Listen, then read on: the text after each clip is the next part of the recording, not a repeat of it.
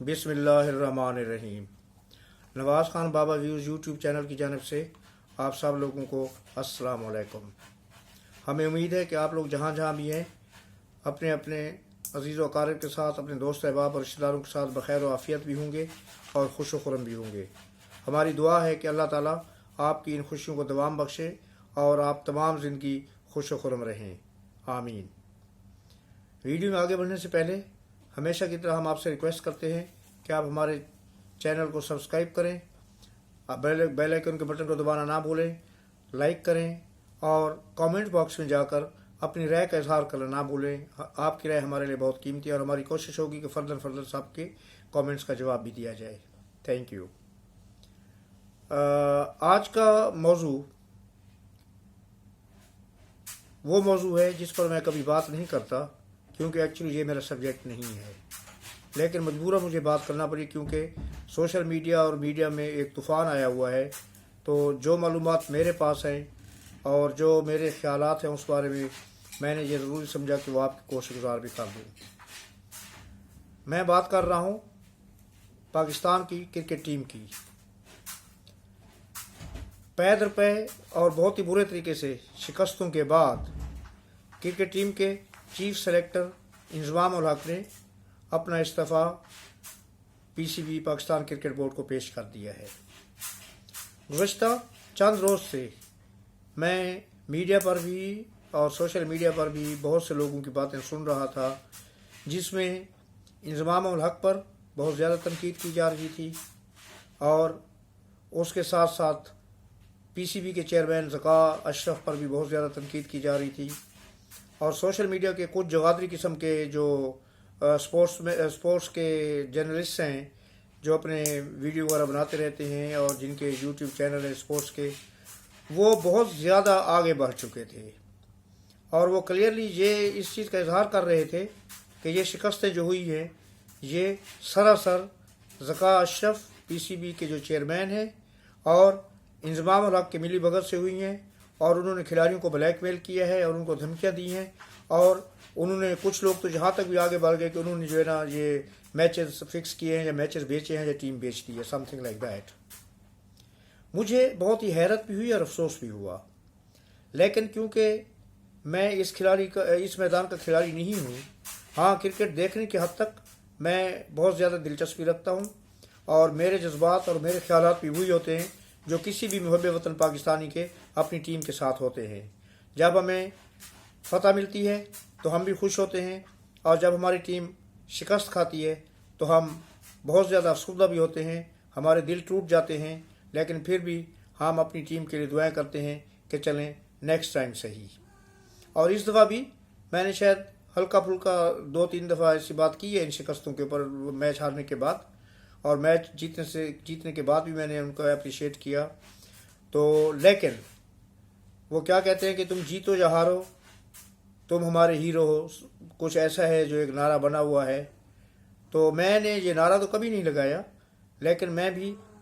यही सोचता था कि हार जीत गेम का हिस्सा होती है, हार जीत होती रहती है, लेकिन ये हमारे कौमी हीरो हैं, इनके साथ होना चाहिए और इनका दुख भी उतना ही होता है, शायद उनको हमसे भी ज़्यादा दुख होता, तो इनका दुख दर्द बटाना चाहिए और उनको बहुत ज़्यादा तनकीद का निशाना नहीं बनाना चाहिए। लेकिन आज मैं उसके बिल्कुल बरअक्स सोच रहा हूँ और मेरी ये बातें, ये गुज़ारिशात जो हैं बिल्कुल उसके बरअक्स हैं जो कुछ मैंने अभी बयान किया है। उसकी वजह यह है कि मैंने आज एक प्रोग्राम देखा है,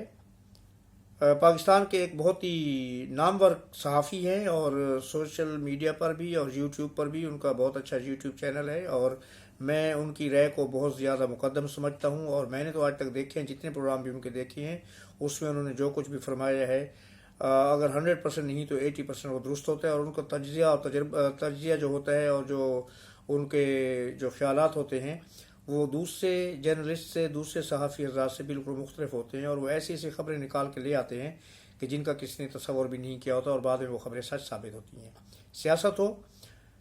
मुल्क दिफा का मामला हो, मुल्क की फाइनेंस का मामला हो, चाहे जो भी मामला हो, उन्होंने हमेशा बेलाग किस्म के तबसरे किए हैं और लेकिन उनकी तबसरों में हकीकत होती है और बाद में वो बातें सच्ची साबित होती है। मैं बात कर रहा हूँ इमरान शफकत साहब की। इमरान शफकत साहब को मैं ज़ाती तौर पर नहीं जानता, सिर्फ प्रोग्राम की हद तक जानता हूँ, ना ही वो मुझे जानते हैं, لیکن بات یہ ہے کہ اگر ایک آدمی اچھی بات کر رہا ہے اور آپ اپنے تجربے کی بنا پر یہ دیکھ رہے ہیں کہ ان کی باتیں صحیح ہوتی ہیں، تو پھر آج جو انہوں نے بات کی ہے اس کو بھی میں صحیح سمجھوں گا، اور انہی کے حوالے سے، انہی کے ریفرنس سے میں اب کا آج کا جو ویڈیو ہے وہ ریکارڈ کرا رہا ہوں۔ انہوں نے یہ بات کی ہے کہ جس دن کرکٹ ٹیم انڈیا کے لیے روانہ ہو رہی تھی، اس سے ایک رات پہلے آدھی رات کو، یعنی کہ رات کے 30 سے پہلے آدھی رات کے بعد کیا ہوا؟ پی سی بی کے ہیڈ کوارٹر میں ایک بہت ہی اہم میٹنگ ہوئی، اور اس میٹنگ میں بہت ہی اہم شخص کو فون کر کے بلایا گیا۔ قصہ اس ملاقات کا یہ ہے اور اس رات کا یہ ہے کہ جس دن صبح کرکٹ ٹیم نے انڈیا کے لیے روانہ ہونا تھا ورلڈ کپ کھیلنے کے لیے، اس رات کو کرکٹ ٹیم کے بیشتر کھلاڑی، یعنی کہ سمجھ لیں تقریباً پوری ہی کرکٹ ٹیم ہمارے محترم کپتان بابر اعظم کی زیر قیادت پی سی بی کے ہیڈ کوارٹر پہنچی، اور وہاں پر انہوں نے کہا کہ جی ہم کل انڈیا ورلڈ کپ کھیلنے کے لیے نہیں جا رہے جب تک کہ ہماری تنخواہوں میں اضافہ نہ کیا جائے۔ اگر یہ بات درست ہے تو میں 4 حرف بھیجتا ہوں اس ٹیم پر جو اپنے ملک کے وقار کی بجائے اپنے ذاتی مفادات کو مد نظر رکھ کر کھیل، تو ہمیں ایسی ٹیم کی ضرورت نہیں ہے، ہمیں ایسے کھلاڑی کی ضرورت نہیں ہے، چاہے وہ کتنا بڑا ہیرو کیوں نہ ہو۔ اور اس کے ساتھ ساتھ میں 4 حرف بھیجتا ہوں ان لوگوں پر جو ان کرکٹ ٹیم کے ایسے کھلاڑیوں کی حمایت میں جان بوجھ کر آنکھیں بند کر کے اپنی تقریریں کیے جا رہے ہیں، اپنی ویڈیو پر ویڈیو بھیج رہے ہیں، دن میں 3 ویڈیو بھیج رہے ہیں، اور اس میں وہ تصویر کا صرف ایک رخ دکھا رہے ہیں۔ لیکن آپ لوگ ناراض نہیں ہوئیے گا، اس سے کہ میں پہلے ہی کہہ چکا ہوں کہ اگر یہ بات درست ہے، جہاں پر تو یک طرفہ پروپیگنڈے ہو رہی ہیں، مگر میں مشروط طور پر بات کر رہا ہوں کہ اگر یہ بات درست ہے تو میرے خیال میں پھر اس کے بعد آپ لوگ بھی میرے خیالات کے جو ہے نا وہ میرے خیالات کے حامی ہو جائیں گے اور میرے ہم خیال ہو جائیں گے۔ جناب انہوں نے یہ کیا کہ ہم لوگ نہیں جا رہے کل جب تک کہ ہمارے سینٹرل کانٹریکٹ پر سائن نہ کیا جائے، اور سینٹرل کانٹریکٹ کس لیے رکا ہوا تھا؟ یہی مسئلہ ہو رہا تھا تنخواہوں کا، اور پھر بیچ میں آپ کو پتہ ہے کہ ملک کے حالات کیسے تھے، یہ بھی وجوہات تھیں۔ نئے کرکٹ کے پی سی بی کے چیئرمین آئے ہوئے تھے ذکا اشرف۔ اب یہاں پر اس چیز کو چھپا کے اس کو سیاسی رنگ دینے کی کوشش کی جا رہی ہے، اس کو مسلم لیگ اور پیپلز پارٹی کی جنگ قرار دیا جا رہا ہے، بنانے کی کوشش کی جا رہی ہے، اور اس کو اب سیاست کی نظر کیا جا رہا ہے، کیونکہ ذکا اشرف جو ہے نا وہ پیپلز پارٹی کے حمایت سے پی سی بی کے چیئرمین بنے ہیں، جبکہ مسلم لیگ نون کا جو تھا وہ جھکاؤ پی سی بی کے ایک دفعہ پہلے کے جو چیئرمین تھے نجم سیٹھی صاحب، ان کی طرف تھا۔ میں نجم سیٹھی صاحب کو بہت پسند کرتا ہوں، اور میں ان کی خدمات جو ہے نا ان کو داد تحسین بھی دیتا ہوں۔ انہوں نے خاص طور پر جو ہے جب پاکستان بالکل تنہائی کا شکار تھا، پاکستان میں کوئی ٹیم آنے کے لیے تیار نہیں تھی، انہوں نے ان حالات میں پی ایس ایل کا انعقاد کیا، پہلا پی ایس ایل، اور اس پی ایس ایل کی وجہ سے پھر اس کے بعد پاکستان کے دروازے دوسرے بین الاقوامی کرکٹر اور ٹیموں کے لیے کھلے۔ لیکن یہ ضروری نہیں ہے کہ کوئی بندہ اگر اچھا ہے تو ساری عمر ہی بیٹھا رہے۔ اگر اس چیز کو دیکھا جائے تو پھر وہ چیف آف آرمی اسٹاف کو جو ایکسٹینشن دی جا رہی تھی، پھر اس میں کیا مذائقہ تھا، پھر اس کی مخالفت کیوں کی جا رہی تھی؟ یا اگر وزیر اعظم ہوتا ہے یا صدر ہوتا ہے تو پھر الیکشن کی کیا ضرورت ہے؟ ان کو بھی ایکسٹینشن دے دو کہ جناب یہ بہت اچھا کام کر رہا ہے۔ نہیں، قانون جو ہے وہ قانون ہے۔ اب اگر قانون اس چیز کی اجازت دیتا ہے کہ پی سی بی کے چیئرمین کو چینج کر دیا جائے، اور غالباً کیونکہ وہ ایڈ ہاک کمیٹی کے پہلے چیئرمین رہے تھے تو اس کے حساب سے کچھ ایسی ٹیکنیکل چیزیں ہیں جس کی وجہ سے نجم سیٹھی صاحب اس کے پی سی بی کے چیئرمین بننے کے اہل نہیں تھے، اور اسی وجہ سے ان کو بنایا گیا ذکا اشرف صاحب کو۔ اینی ہاؤ، یہ ایک سائٹ کا ایشو ہے، کبھی بعد میں اس پر بات کریں گے۔ تو جناب جب یہ ہنگامہ ہوا، جب اس طرح کی بات ہوئی، تو پھر جو تھے چیف سلیکٹر انضمام الحق صاحب آئے وہاں پر پی سی بی کے ہیڈ آفس میں، انہوں نے کھلاڑیوں سے بات چیت کی لیکن کوئی بات نہیں بنی، تو پھر مجبور ہو کر انہوں نے ذکا اشرف صاحب کو ٹیلی فون کیا، اور ذکا اشرف صاحب رات کو آدھی رات کے بعد یعنی کہ 2 یا 3 بجے کا ٹائم تھا، وہ تشریف لے آئے وہاں پر پی سی بی کے ہیڈ آفس میں پہنچے، ہیڈ کوارٹر میں پہنچے، اور پھر کھلاڑیوں سے بات ہوئی۔ تو اس وقت بابر اعظم صاحب اور ان کے دوسرے ساتھی انہوں نے बबांग दोहल आमने सामने खड़े होकर कहा कि हम टूर्नामेंट खेलने के लिए नहीं जा रहे जब तक कि हमारी तनख्वाहों में इजाफा नहीं किया जाता। ये ब्लैकमेलिंग नहीं तो और क्या है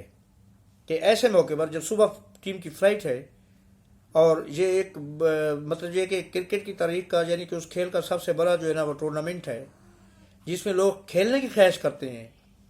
लोग दुआएं कर करके और पत्नी इतनी अपनी मेहनत करके कहाँ से कहाँ तक पहुँच के उस टूर्नामेंट को खेलने के लिए जाते हैं और हमारे जो खिलाड़ी वहाँ तक पहुँचे हुए वो जनाब कह रहे हैं कि जी ब्लैकमेल कर रहे हैं कि जी पहले हमारी तनख्वाहें बढ़ाओ तो हम जाएंगे वरना नहीं जाएंगे।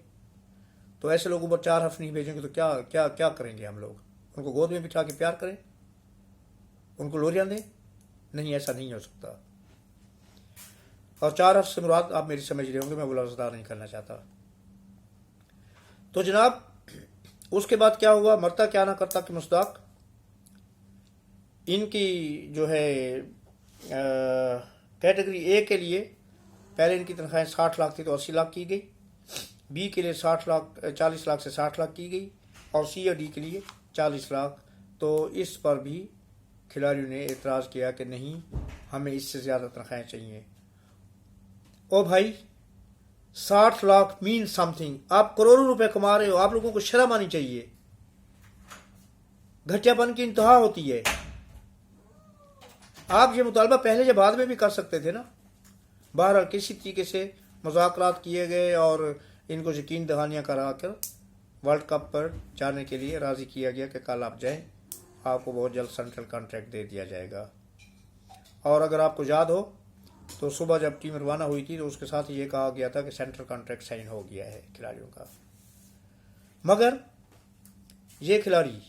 जो सिर्फ और सिर्फ पैसे की भूख में अपने मुल्क को कौम का इज्जत वक़ार दांव पर लगा रहे हैं, इन्होंने वहां पर जाके क्या परफॉर्म किया? क्या ये लोग मुस्तहिक हैं कि इनको 1-1 करोड़ की तनख्वाहें दी जाए महीने की और उसके साथ जो और दूसरी सहूलतें होती हैं वो अलग होती हैं? आपको पता ही है ना 1 करोड़ का मतलब क्या है और उसके बाद जो सहूलतें होती हैं वो कितने लाखों में जाके पड़ती हैं इनको जो सहूलतें दी जाती हैं।